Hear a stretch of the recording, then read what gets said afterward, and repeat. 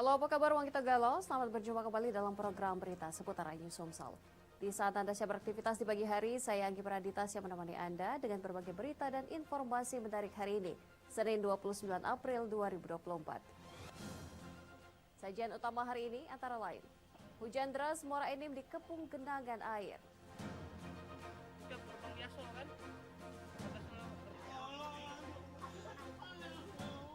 Dua debt kolektor ditetapkan jadi tersangka.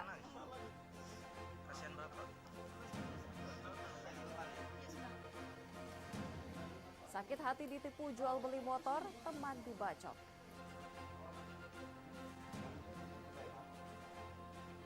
Pemirsa, inilah seputar Ayu Sumsel selengkapnya. Kita awali informasi pertama pagi ini pemirsa, hujan deras yang mengguyur Kabupaten Muara Enim sejak malam hari membuat beberapa titik kawasan tergenang banjir. Akibat banjir, akses jalan terendam banjir sedalam lutut orang dewasa membuat pelajar kesulitan pergi ke sekolah. Hujan deras yang mengguyur wilayah Muara Enim mulai dari malam hingga subuh membuat beberapa titik wilayah Muara Enim terendam banjir, salah satunya wilayah Kampung 8, Kelurahan Muara Enim.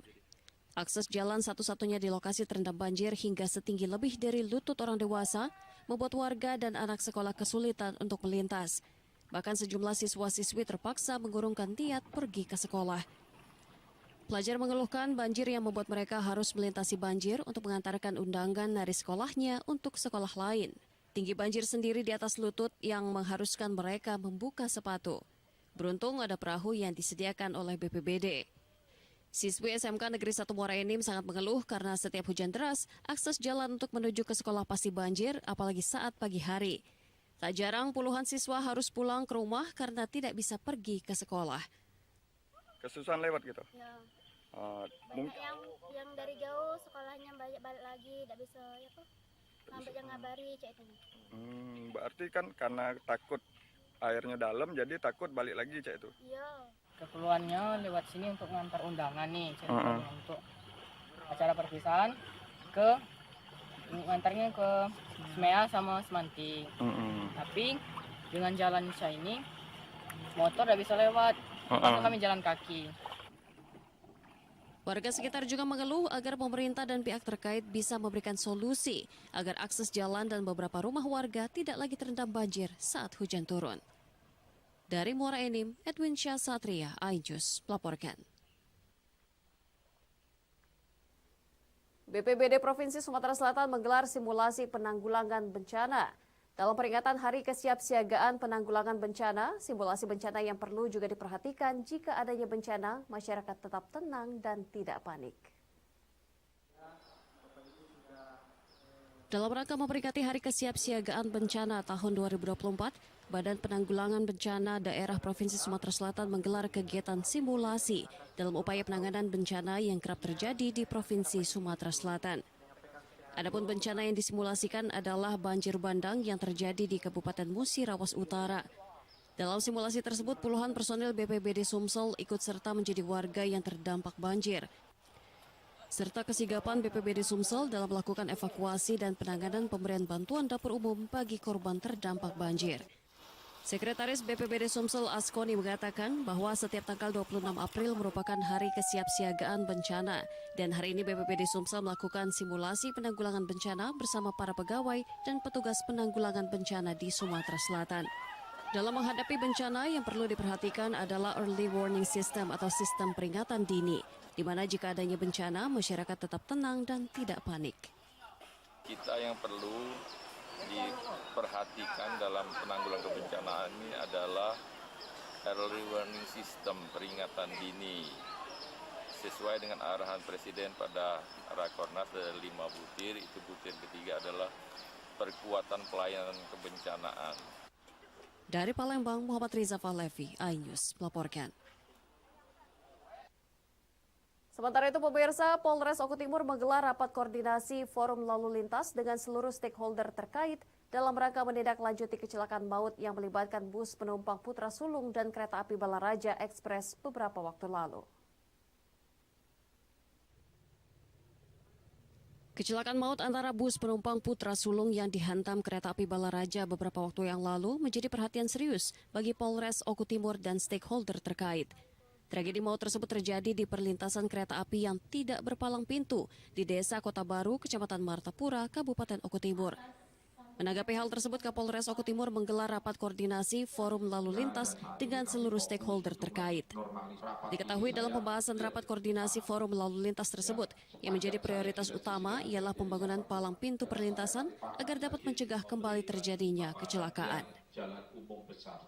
Salah satunya juga tadi kita mendengar dari Kepala Bapeda sudah mengusulkan rencana pembangunan palang pintu di 3 perlintasan kereta api tanpa palang pintu yang ada di Kabupaten Oku Timur. Yang pertama adalah perlintasan di Sungai Tuha, perlintasan di Kota Baru yang kemarin ada kejadian, dan satunya di Tebat Sari. Dari Oku Timur, Jatmiko Francisco, iNews melaporkan. Tren unik dari masyarakat Indonesia khususnya Kota Palembang, yakni semakin naiknya harga emas malah semakin banyak yang berinvestasi emas. Bahkan terhitung dari Januari hingga April 2024, investasi emas di PT Pegadaian melonjak hingga 30%. Menabung emas saat ini merupakan investasi yang tepat dalam jangka panjang. Tren pembelian emas saat ini telah menerobos masuk menguasai industri pasar Indonesia. Sebagian masyarakat menjadikan emas sebagai tren gaya hidup maupun sarana berinvestasi ke depannya. Di era harga emas yang makin meningkat, justru malah berbanding terbalik dengan tren masyarakat Indonesia, khususnya Kota Palembang, yang berlomba-lomba untuk berinvestasi emas. Inilah merupakan tradisi atau FOMO, yakni suatu perasaan yang ingin selalu dan tidak ingin ketinggalan dari tren. Terhitung dari Januari hingga April 2024, investasi emas di PT Pegadaian melonjak hingga 30%. Indonesia itu unik, masyarakatnya unik. Ketika harga emas itu stabil atau turun, emas tidak menarik. Tapi ketika kemudian harga emas semakin melambung tinggi, berbondong-bondong untuk investasi emas juga di Pegadaian. Istilah anak muda yang sekarang itu FOMO, fear of missing out, begitu kan. Jadi takut ketinggalan. Nah makanya kami bersyukur bahwa memang bisa melayani masyarakat yang butuh dana dan juga masyarakat yang setelah lebaran itu masih ada sisa dana untuk diinvestasikan dalam bentuk emas, begitu. Mungkin berapa persen Pak untuk peningkatan emas tadi Pak? Kalau emas peningkatannya sekitar 15%. Dari Palembang, Erwin Setiawan, iNews melaporkan. Pemirsa, tim penyidik pidana khusus Kejaksaan Negeri Palembang menetapkan seorang oknum ASN Dinas PMD Sumatera Selatan sebagai tersangka ketiga kasus dugaan korupsi pengadaan baju batik tahun 2021.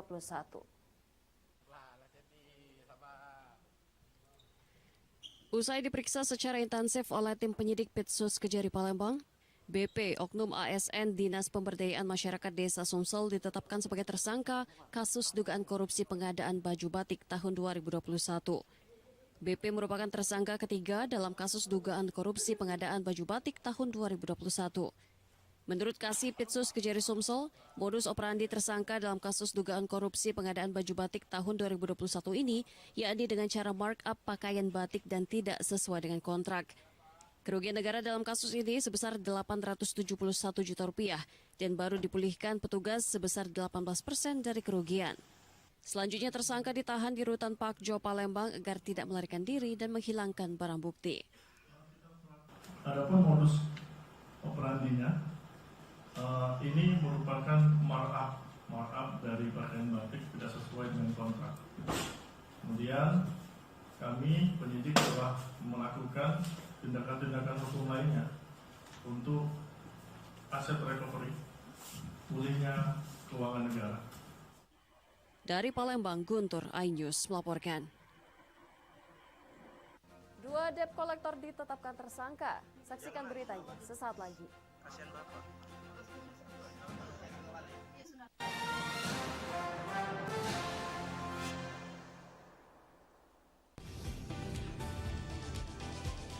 Atika Hasiholan yang lagi seneng banget karena ibunda Ratna Sarumpait akhirnya bebas bersyarat.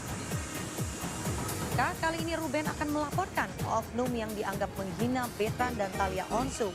Digelar di kediaman Jennifer, pasangan ini sampai merogoh kocek ratusan juta rupiah demi menggelar pesta meriah.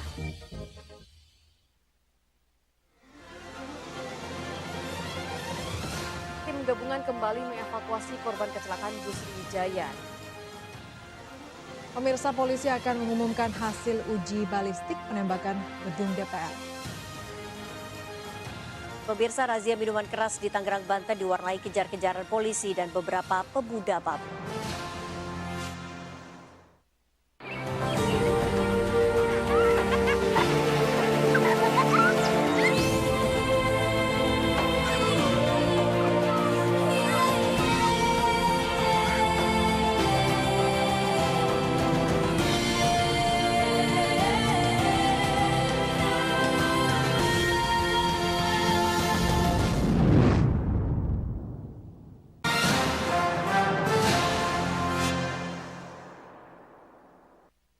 Anda masih bersama kami dalam seputar Ayu Sumsel.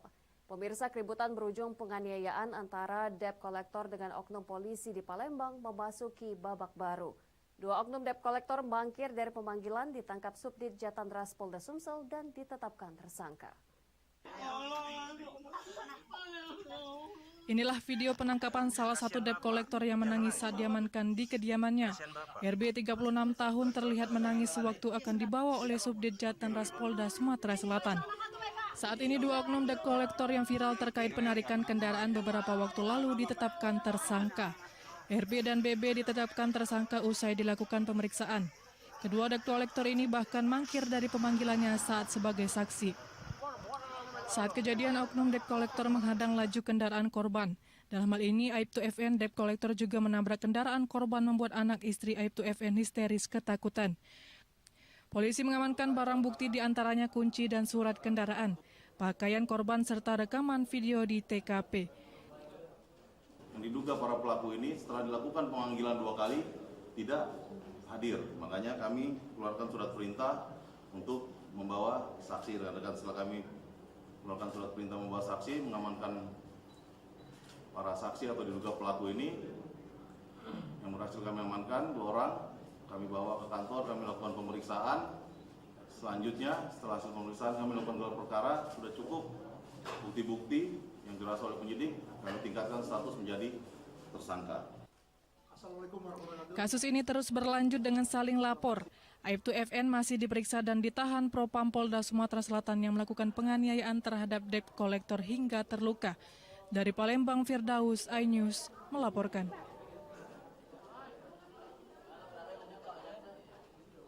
Pelaku pembegalan sepeda motor yang meresahkan warga desa Tebet Jaya, Kecamatan Buai Madang, akhirnya diringkus oleh tim Shadow Wallet Satreskrim Polres Oku Timur. Pelaku merupakan residivis dengan kasus yang sama. Pembegalan sepeda motor kembali terjadi di Kabupaten Oku Timur. Beruntung pihak Satreskrim Polres Oku Timur dengan cepat dapat menangkap kedua dari 4 pelaku pembegalan tersebut. Pelaku bernama Hengki Bambang Irawan serta rekannya Chandra Saputra telah diringkus oleh tim Shadow Wallet Satreskrim Polres Oku Timur di kediaman pelaku di Desa Kurungan Nyawa, Kecamatan Buai Madang. Sebelumnya, kedua pelaku yang telah diringkus beserta 2 rekan lainnya yang masih dalam pengejaran telah melancarkan aksinya di Desa Tebet Jaya, Kecamatan Buai Madang, Kabupaten Oku Timur dengan menghadang serta merampas kunci kendaraan korbannya. Korban yang ketakutan memilih untuk meninggalkan kendaraan dan mengamankan diri dengan cara berlari menuju kediamannya. Tersangka ini melakukan aksinya bersama dengan kelompoknya, yaitu dari 4 orang. 2 diantaranya sudah kami amankan, sedangkan 2 diantaranya masih dalam pencarian. Yang sudah diamankan itu termasuk residivis atau seperti apa nih? Untuk yang sudah diamankan yaitu pertama residivis yang ditangkap oleh Polsek Buai Madang, dan yang kami amankan ini juga residivis. Pihak Satreskrim Polres Oku Timur masih akan terus memburu 2 pelaku lainnya yang saat ini masih berkeliaran. Dari Oku Timur, Jatmiko Francisco, iNews melaporkan. Pemirsa, uang hasil penjualan sepeda motor sebesar 12 juta rupiah tak kunjung diterima seorang pemuda di Kabupaten Oku Selatan. Sakit hati, pemuda tersebut nekat membacok temannya sendiri secara membabi buta. Kejadian terekam CCTV milik warga. Kejadian pembacokan yang terjadi di Desa Sukajaya, Kecamatan Buai Rawan, Kabupaten Ogan Komering Ulu Selatan terekam CCTV. Dari video tersebut nampak pelaku yang bernama Dian Febrizal yang merupakan warga desa Gunung Tiga, Kecamatan Muara II mendatangi korbannya bernama Ade Mulia dengan mengendarai sepeda motor. Korban yang saat itu sedang duduk santai di teras rumah temannya langsung didekati pelaku dan tanpa basa-basi langsung melakukan pembacokan terhadap Ade Mulia secara brutal dengan mengenai sejumlah tubuh dan kepala korban. Peristiwa pembacokan ini berawal saat pelaku Dian Febrizal menyerahkan 1 unit sepeda motor miliknya beserta surat-surat kepemilikan kepada korban untuk dijual. Namun uang hasil penjualan sepeda motor tersebut ternyata habis digunakan oleh korban dengan alasan motornya hilang.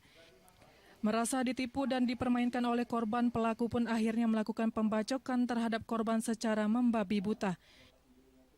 Dia bakal membayar penggelapan motor itu. Oh, motor kamu dilari ke nyo.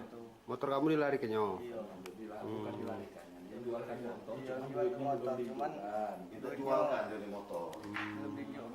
Saat pelaku menanyakan perihal untuk penjualan motor tersebut, korban selalu menghindar.